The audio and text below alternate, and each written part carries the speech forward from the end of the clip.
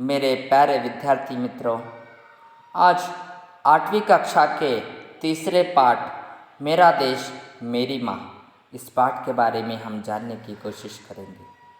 हमारे भारत देश के वीर योद्धा के बारे में कितना भी हम प्रशंसता करें वो बहुत कमी पड़ जाती है, क्योंकि हमारे जो देश के वीर योद्धा है जो अपनी जान की परवाह किए बिना देश के लोगों के लिए अपने जान दे देते हैं। हम यहाँ पर सुकून का ज़िंदगी जीते हैं तो देश और देशवासियों की रक्षा का प्रतिज्ञा करते हैं ये वीर योद्धाओं ने।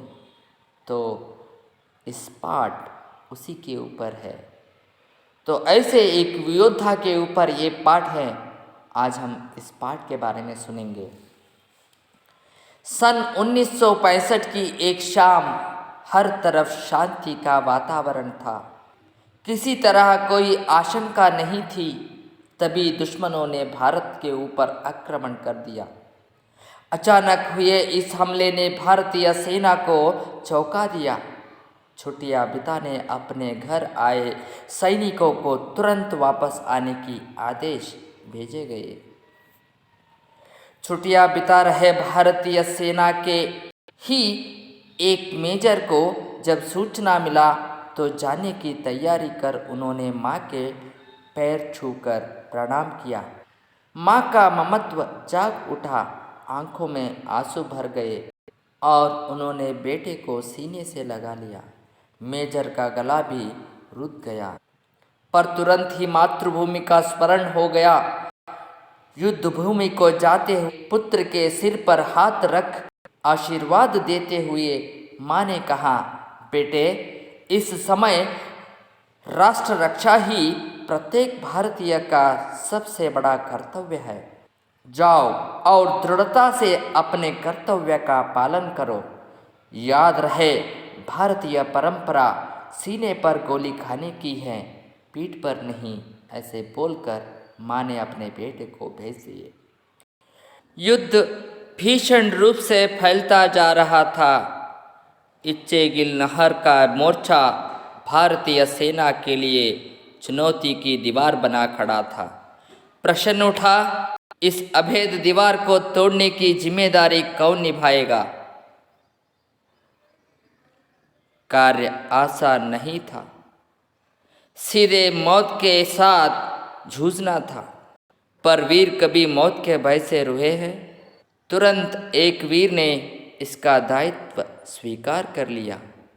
एक गांव से आए हुए वही मेजर थे। मौत की परवाह किए बिना मेजर ने मोर्चा को संभाल लिया। वे धीरे धीरे आगे बढ़ने लगे। दिल दहलाने वाले गोलियों का शोर कानों के पर्दे को फाड़ने की कोशिश कर रहा था। मेजर पर देशभक्ति का जोश पूरी तरह छाया हुआ था। मौके का इंतज़ार किया जाए, इतना समय भी नहीं था।